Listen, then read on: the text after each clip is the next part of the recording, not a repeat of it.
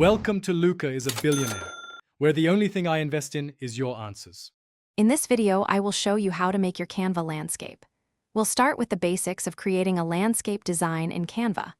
We'll explore standard dimensions, which are typically around 1920 pixels by 1080 pixels for presentations or videos. Choosing the right document type from the start saves time.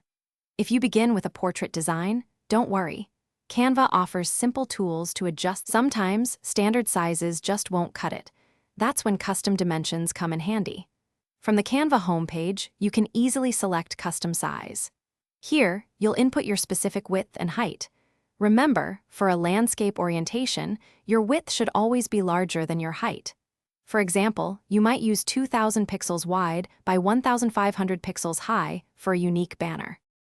If you want your seams to be a design element, consider decorative joining methods. A single crochet join creates a prominent, sturdy ridge that can add structure and visual interest. The flat braid join, often used for granny squares, produces a lovely, textured edge that stands out.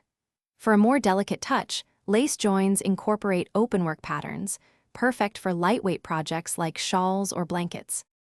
To make your landscape design truly shine, consider a few key tips.